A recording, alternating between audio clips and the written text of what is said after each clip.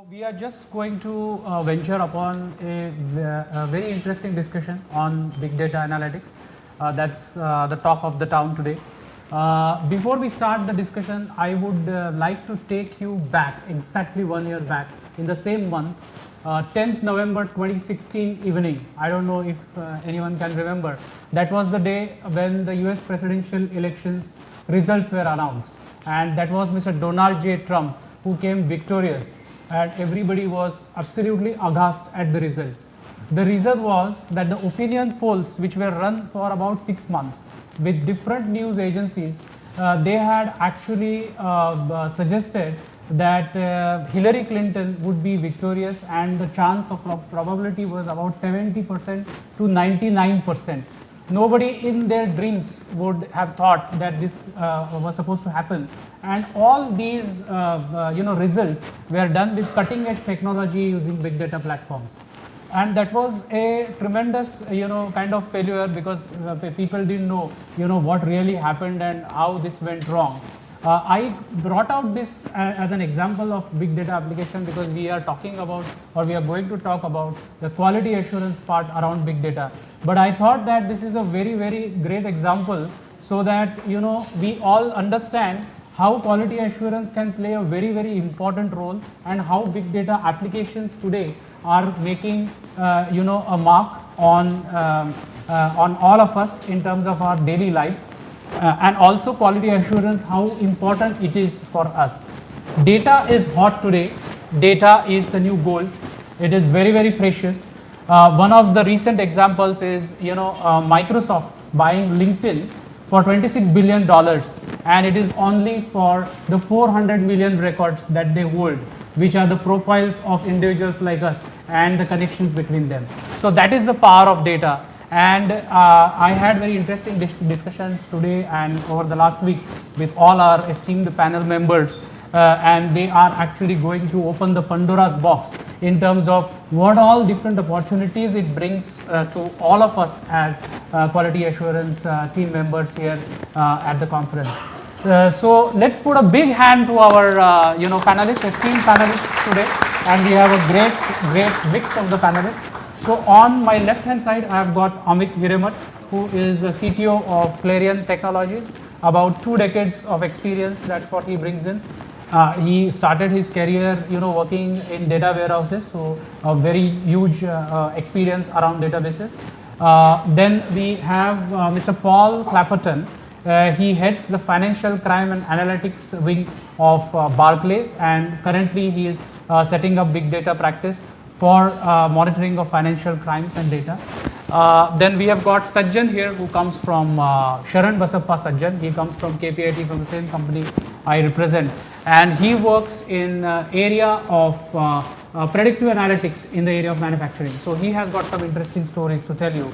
And then we have got Nitin Agarwal, who actually comes from Infosys, and we are all looking up to him because it seems he has built a framework to take care of all these issues in quality assurance, an automated framework which goes through all the layers, right from the data ingestion till the visualization layer. So we are going to start our discussion now, and I would like to ask Amit to talk about his experiences. So the way the discussion will happen is, first the panel members are going to give their views around specific areas related to their experiences around the projects that they have dealt with, and then we will have a small Q&A session followed by closing remarks by the panels. So over to Amit for his experiences. Amit Hiremath. Hello. Am I audible? Hello. I think that works. Hello. Hello. This is audible. Yeah, I think. Okay, great. Thank you, Amit, and good afternoon to all.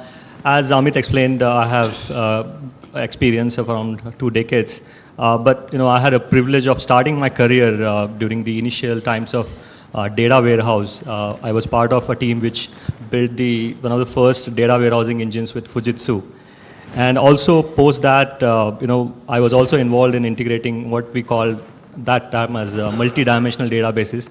Essbase was one of the first databases in the world, and I had the privilege to work with that, integrating that data engines. And it's been an amazing journey since then till here. First, I would like to, just tell you that I'm not responsible for being part of this esteemed panel. It's because of Ajit Pense, who is heading our practice, quality practice at Clarion, who is also a member of the executive committee at StepIn. He was responsible for me being here. And whereas we are sitting here and discussing quality and big data, and he's coincidentally working at Las Vegas for a project. So, at Las Vegas, actually people work, which is strange. Okay. Since my initial days, I've seen a growth of the data and its applications from structured to unstructured to the level of big data that we see now. And now, in the recent past, I've been involved in setting up the big data, or what we call as BI, big data practice at Clarion. A few of my, great team members like Prasad and Sridhar are here. And big data is a major part nowadays. Sorry, excuse me. Few of the challenges that I see from the part of the view of the customer side is main thing is the quality of the outcome of the big data and the subsequent analytics is very important. To give you an example about how visualization is very effective, there was a recent article in BBC, in the news, what they call as data journalism. You can search for an article on, just say BBC, I think data visualization BBC. What they have done is, I don't remember the gentleman's name, but he has presented the data of human civilization right since inception till now. And if you see the visualization, you'll understand what I'm trying to say. So just go up to Google search and just search for this and have a look at this. It's very impressive, the way they have been able to kind of visualize. Other part I've seen is quality is not just the knowledge of SQL or SQL queries, it's about the domain also. That's one of the prime importance nowadays. And it's part of the analytics also. So the challenges that we have in front of as quality assurance team members is not just SQL, but also something that does not exist, like no SQL, right? It's very important for the quality assurance team members to pick that up, along with the domain knowledge. And also, since the data comes from multiple sources, authenticity of the data along with the security of the data is very important. We just saw a session with Rizwan on that. The security is very important because it could be used for multiple purposes and the outcome may be, I would say, manipulated. The visualization, again, I'm kind of talking more about visualization because I think user experience, as we saw, is one of the major part that is going to go into the next ride of development, is the business value or the outcome in terms of decision support that it will provide is very important. So decision support for the business value is very important when you talk about visualization. And in that also, there is a role-based visualization which you have to look at. Like, you have to play a role of multiple type of people or end users to make sure that the visualization is useful for them, right? Like in terms of hospital data, if you're creating a decision support system based on BI, big data analytics, you have to talk about, pathology, you have to talk about clinical, records, you have to talk about inpatients, outpatients, commercials, admins, doctors, surgeons, there are multiple role plays. And the quality analysts have to really get into that skin to really understand what they expect and be able to kind of assure the quality of the outcome that is coming out of all these big data applications. It's very important. Also, like when I say role play, the other thing that is coming is because the data is getting integrated from multiple sources, there are multiple functions also. So cross-functional, data visualization is another part which everyone has to really focus on. That means you can't just look at clinical data and say, give the decision. You will have to kind of look at data from all the hospital-related data and then actually provide a visualization. So cross-functional is another thing that we have to look at. A few of the other point is, since the data is big, right? Since when we say big data, it's big. One, it's coming from multiple sources, the varied variety. Plus, since it's big, you have to test it on that size of a data. So, when we say load testing or performance testing, you'll have to really load the sample data. Now, creating that sample data is also a big challenge, right? Because you cannot use the real-time data or production data because it's confidential. You'll have to be ready to, you'll have to have the resources to create that kind of a data or a load and that size, so that the applications that you're going to create or visualization that you're going to create will perform at the same level as you expect the end users, because nowadays end users are really impatient. They click, they want to visualization. They don't want to wait for even 2-3 seconds, right? And along with now all of these points, I see that there are new roles that are coming in, which is I can see is like software design or development engineers in tests, right? So I can say, software, data scientists also to be present in the test or quality industry. Along with that, I can just take a small example of what challenges could be faced, or what I think in the morning Madan had provided an upskilling and reskilling requirement for all of us. We had a project, or we can say we had a customer who is in actually providing loans to credit to organizations which are credit rated at a low level. So normally banks do not give credit to these small organizations. So what they had a platform where they would send in a team, a third-party team, to take photographs of the shops, basically retail shops or petrol stations who needed that loan. And when you take the photographs, you take the photographs of all the premises, and then it is fed into a back office team which will look at the photographs and say that, okay, would they be able to pay back the loan or not, right? This was a manual thing that they were doing. So then we brought in what we call as cognitive analytics. So a lot of all the cloud providers have this cognitive image analytics, as they call it. And we were able to kind of create a solution which used to look at parameters like, it will browse a photograph using the image analytics API and find out if the inventory is full, right, on a rack, if there are multiple items. Or second could be, we will take a photograph of the parking lot of the shop.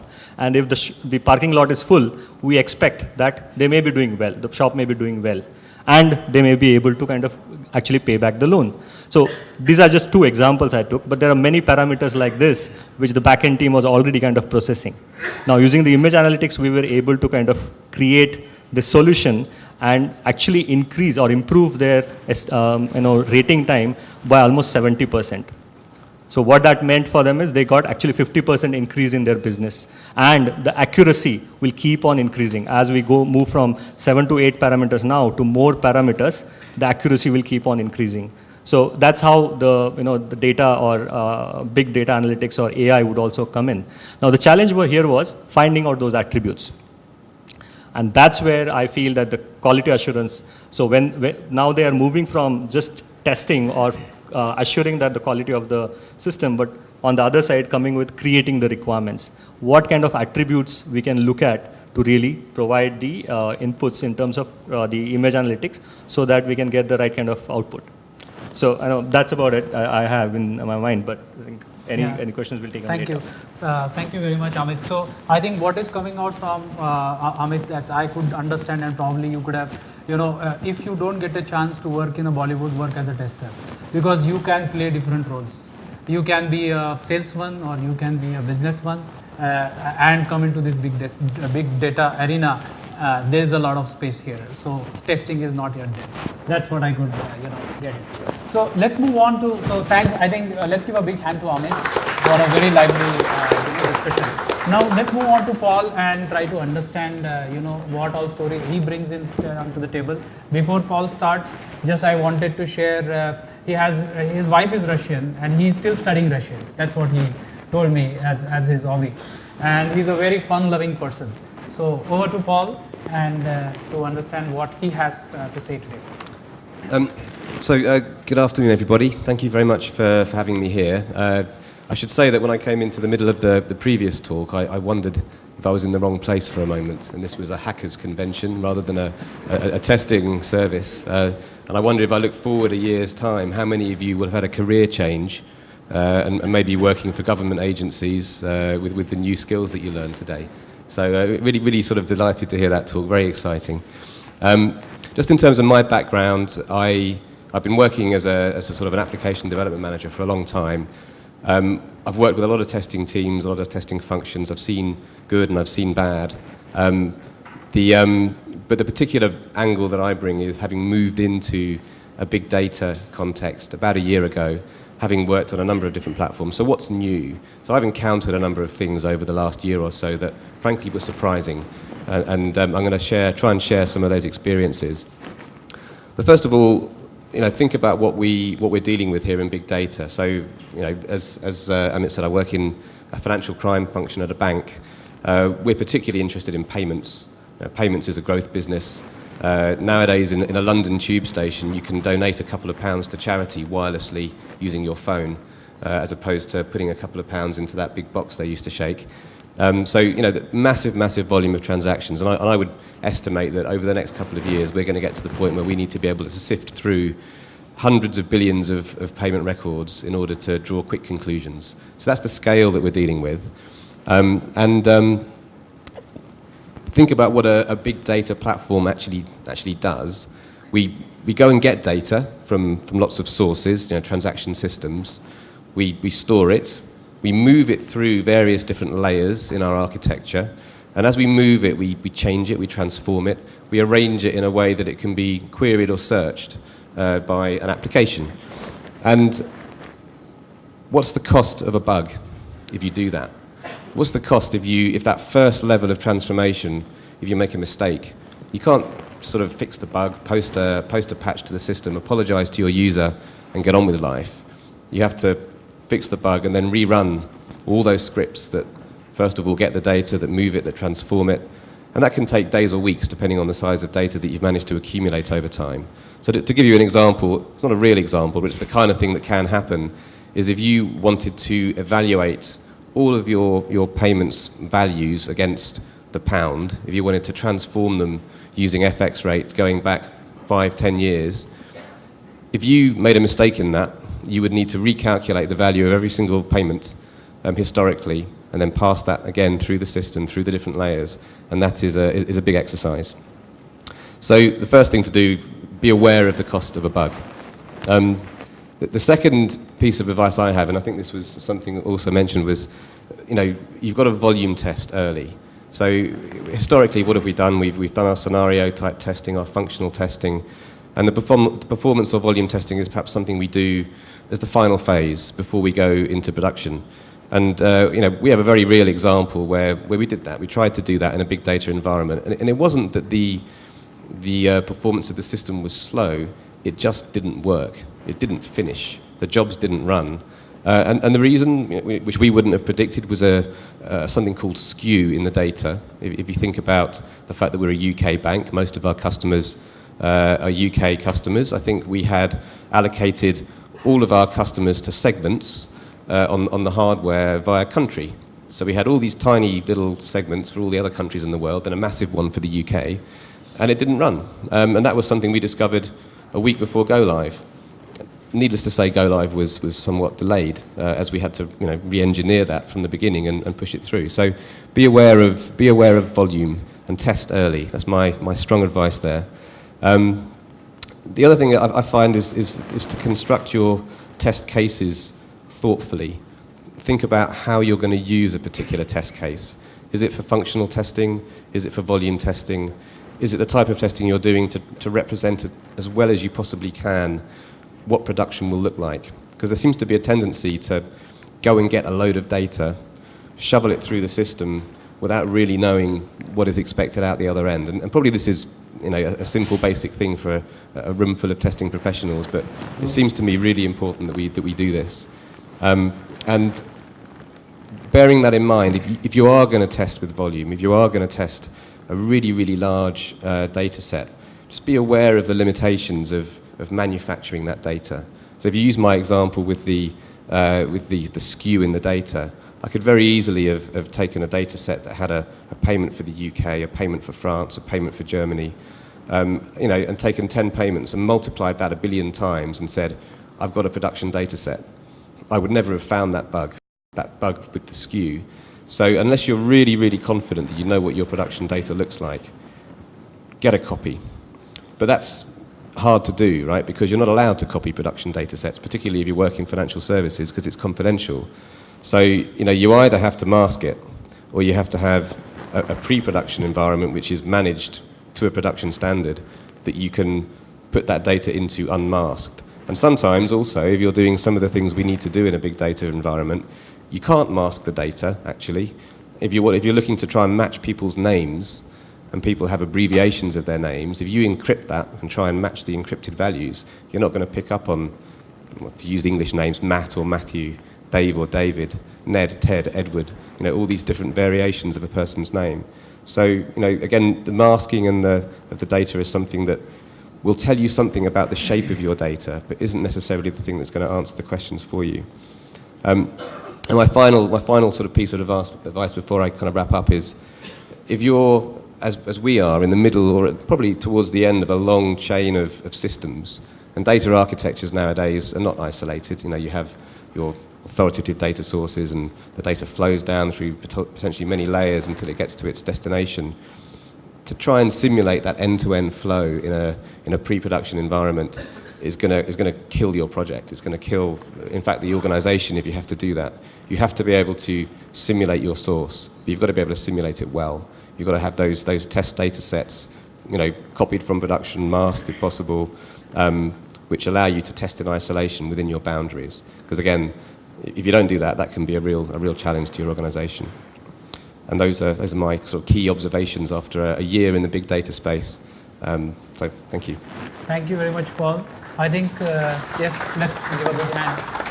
And it was quite interesting, to know, various aspects of the testing that we have to consider, and the kind of depth and creativity that is required in testing. So I refer to the discussion, Sir had today in the morning, the opening session, where we need to be aware of the fact that we are known for our gray cells and creativity.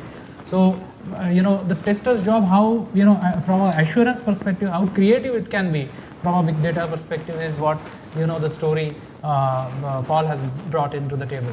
Now I would like to introduce Sajjan. As the name suggests, Sajjan in Marathi, it means very sincere, honest and straightforward. And when I asked him that how should I define you, he said that I am a very down-to-earth person. That's a natural thing which came from him. So I have been working with him very closely for the past 3 years. He brings in 2 decades of experience. He's currently executing all the big data projects within KPIT. So he has a very interesting story to tell us from a textile industry, how we have helped them to reduce the downtime using predictive maintenance using big data applications. So over to Sajjan. Thank you, Amit. Just I'd like to give a brief about the predictive maintenance, what we have done currently for one of our customer manufacturing. They manufacture textile machineries. Okay. We have done a predictive maintenance application where for textile machinery there will be different types of machines. In a single plant there will be 200 machines. Each machines will be different types where they need to fit each and every sensor in the part of the machine. Take it as a temperature, vibration, different types of sensors they are going to fit it. And the data which will come to the data ingestion layer will be every 5 seconds, the huge data we are going to get that data. In this application, we are going to predict when the machine parts, for example, if you take any motor or inverter or any part of the machine, we are going to predict when it is going to fail. That is the major thing, because today in the every manufacturing industry, this is a big problem. If the one machine is going to fail, then the total life cycle of the next machine input will be stopped. The total production will be stopped. This is all the manufacturing industry, they are implementing the predictive maintenance. One is we are going to predict when it is going to fail. The second is we are going to say how, for example, I have 2 machines, okay, how we are going to correlate that. Means, okay, one machine, the temperature is going up, another machine is going down, or both are same. We are going to correlate with one machine to another machine, okay. Then we are going to say, okay, there is some problem in this machine. This machine is working properly, but there are 2 machines which are going up the temperature or some vibration. Then we will predict saying that, okay, there is some problem in this machine. That is what. The major the customer problem was they want to avoid the unplanned downtime of any machine. That is the major problem for the customer. We have implemented this and they have got benefited, like the unplanned downtime we have reduced with something like around 23-24% we have reduced. And also not only the unplanned downtime we have reduced, the cost of the maintenance also it is reduced. The cost of they can maintain the inventory before it is going to fail, or maybe they can identify, okay, this part is going to fail, so that they can make it some corrections or some warnings it is going to give, some instructions also they will follow, so that they can avoid the machine. Each and every machines will behave differently. The tester, he has to think the domain wise, okay, how exactly the textile machineries work, how the domain knowledge is mandatory for any tester, so that all our entire team we have visited to the mill, we have understood how exactly the machine will work, what are the different types of machines we have, what is the production process they have. According to that, the tester has increased his test coverage, so that he can identify, okay, this is the machine, okay, this is the prediction and the behavior is different, so that I can add more test scenarios to this. This is mandatory that each and every tester should have a domain knowledge, so that he can cover the scenarios more in these test cases. That is the one thing which we have, the challenge was there, then we have identified. The second challenge was the Paul was mentioning the cost of the defect, right? In big data, if you take any big data project, it will be 4 layers: data ingestion, data processing, and data storage, and the data visualization. The testing team, he need to have the test cases and each and every layer. For example, if he is catching any defect at the data ingestion layer, so that means it cannot be passed to the data processing layer. Once he is going to identify in the visualization layer, then the developer or any team, he has to look back where exactly it is. Means we should have the testing scenarios and the test case coverage from the data source, data ingestion layer to the visualization layer. That is what. And Nitin is going to cover more on those things, means how the testing needs to be done for each and every 4 layers is going to cover more on that. And also means Rijwan, the previous session they were mentioning about the security, he is mentioning about the IoT, how the sensors data. It is mandatory that when we are sending data from any sensor to cloud, it should be encrypted. Okay, there will not be any middleman attacks. Those are all the things which we need to take care. And also the data when we are moving and data at rest, means when we are storing and when the data is moving, we should have the encryption methodology, whichever the algorithm is the best, we can use it. But it is mandatory that we should have the security also we need to take care when we are doing any IoT and the predictive maintenance projects. Thank you very much, Sajjan. I'll just give a small secret about him. This is his first conference, and he is coming on the stage for the first time. I have pushed him; he was not ready. So please give him a big hand. He's been doing a lot of work. One of the things I think we can take away from the story what Sajjan has told is, the Bollywood actors, they go into the skin of the character. The tester has to go into the skin of the character of the user who is going to use the data. So that is the challenge, and I think that is what is very aptly coming out from what Sajjan is saying. So now we move on to Nitin. Nitin plays badminton, and he's a people's manager. That's how he defines himself. So Nitin is going to talk about an amazing framework, and Paul is actually his partner and customer because he's Barclays and he's Infosys. So Paul is there, and whatever Nitin says, he is there to judge that whether it really works or not. So it's going to be interesting. We just discovered that in a discussion just we had before lunch. So over to Nitin for his magic network in big data. Thank you very much. Thanks, Amit. So I think until now we have talked about all the challenges what we face in big data projects basically. Now we need to understand how we can overcome all those challenges. So it's very important to do a better testing. So we talked about about challenges in terms of we are getting data from, various heterogeneous sources. So how to, take that data and make it more meaningful. Then we talk about challenges in terms of generating a quality data for the presentation layer. So it's very important to process the data or to do the proper quality checks on the data. So there is a framework what we have developed that we called as 4D++. Basically it talks about the 4 data layers, and it talks about what kind of testing we should do in each of the data layer. And for each of the data layer, there are different kind of, this talks about what kind of testing we should do, and it also talks about how to do those testing. So there are different automation scripts, automation tools has been developed for each of the layer to do the testing. So the different layers what we talk about when we think of our big data projects is, first is a data ingestion layer, where we get data from, from various sources, heterogeneous sources. It could be a structured data or it could be unstructured data.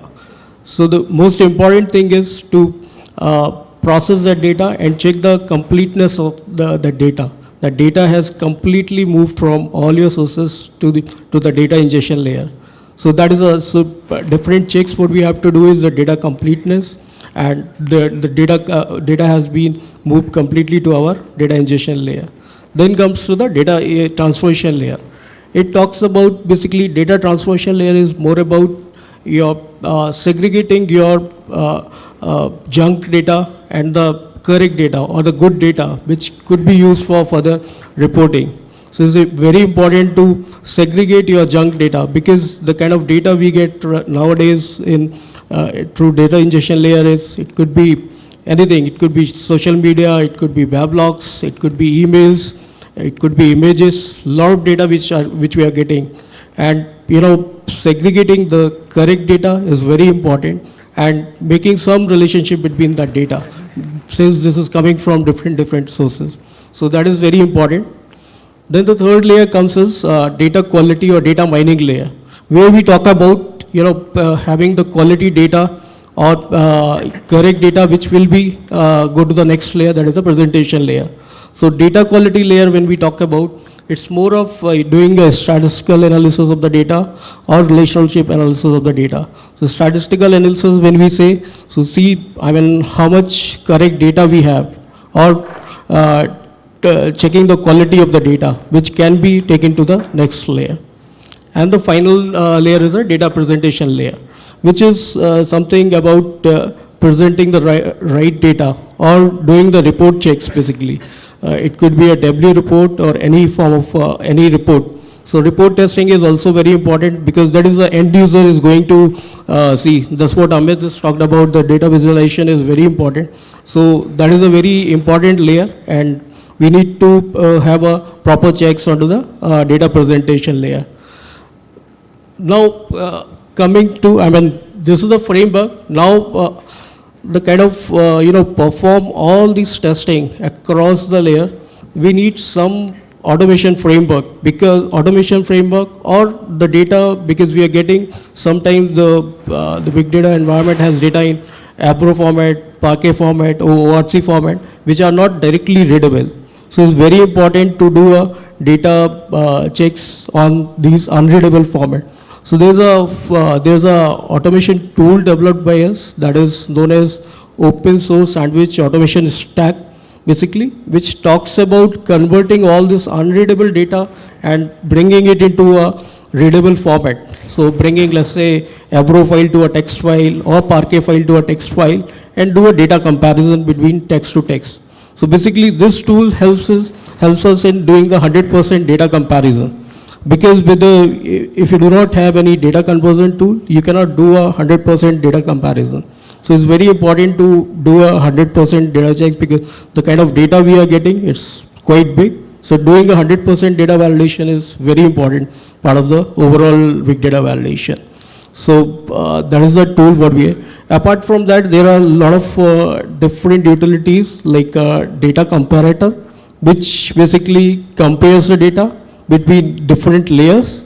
So all these are the specific tools what are available and we can do. Yeah, that's all I have, Amit. Thank you very much, Nitin, for that. So we are now opening this panel. Big hand for Nitin as well.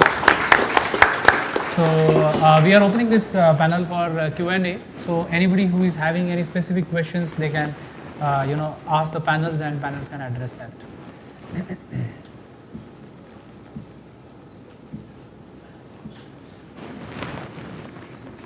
Can somebody please give the mic?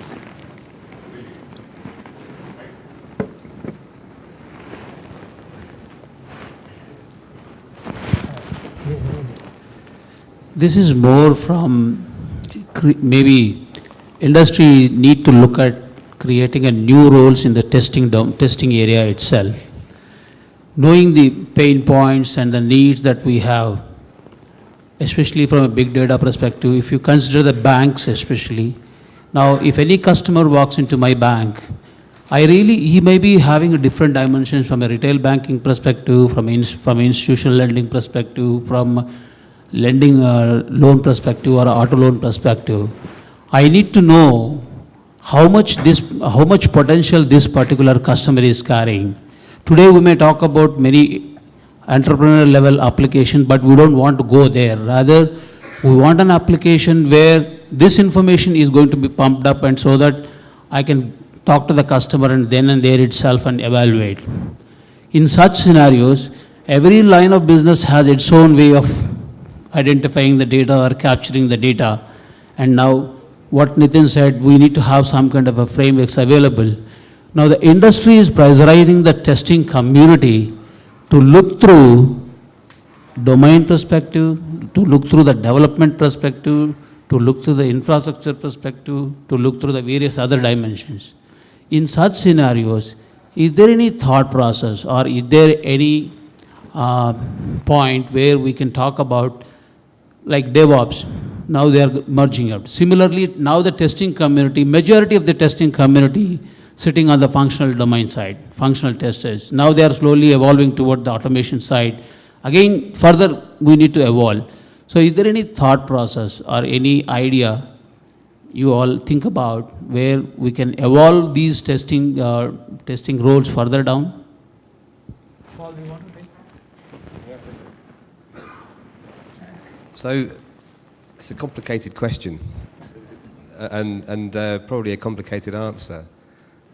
But at the end of the day, we need, I think as Amit said earlier on, people to get into the skin of the customer.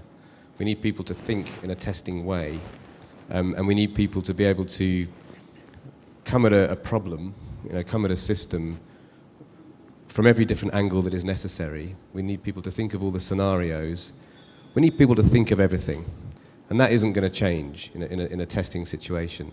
And those skills, whether the execution of those tests was done historically manually, and maybe we're moving into more of an automated environment, I think that thinking, which is the real kind of secret sauce, frankly, I think, of testing, that ability to think about how am I going to come up with the test that no one else has thought of, that doesn't change, and that's unique to testing. Everything else is a technical skill at some level. It's maybe what you're going to find is that you're going to have some kind of interface that you put your tests into, and they're going to repeat many times automatically, and you're not going to have to execute them manually anymore, which is great. It's great for the world, frankly. Certainly great for our projects. So I think those automation techniques and the tools that come with that, and the thinking about how do I create a data set, for example, which is going to have the right level of volume but the right shape. We would expect our sort of testing professionals to understand the shape of the data that we would then implement or put into our volume creation script. Right? So I think that its essence, testing doesn't change, but the skills and the tools that you use will change. And that's, I would say, only a good thing. Right? It's going to be better for the industry and better for people working in testing. You're going to be able to do more with the time that you have.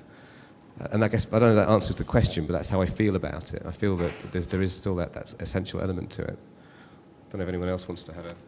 I can get a go at it. So yeah, I think it's a very good question, because I think this will be the thought in everybody's mind that, there's so many challenges, how just one quality assurance team member would get into all the skin.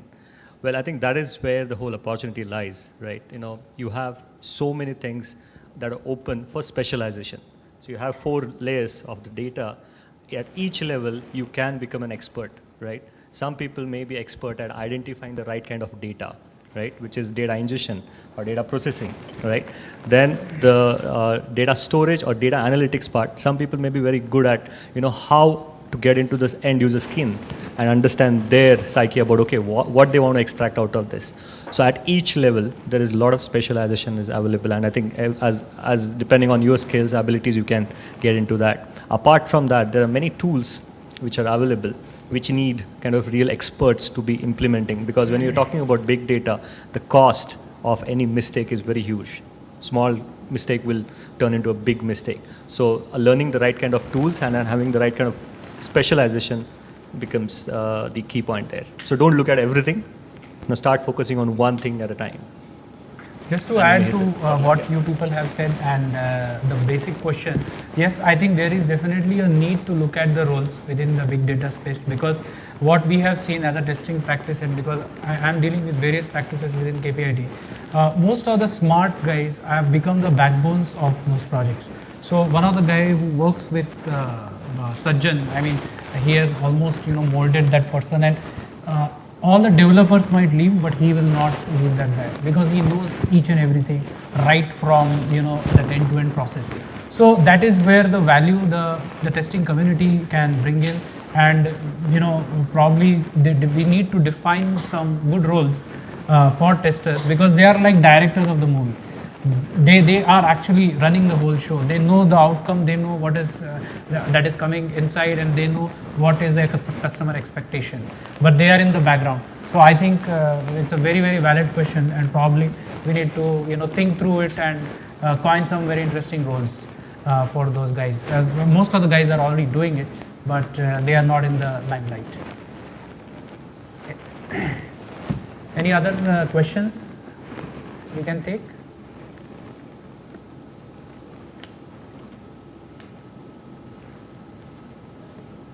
Okay, then in that case, we are closing the discussion. Before we close, I would like to, ask my panel members to just give one closing remark before we close this discussion, starting from Nitin.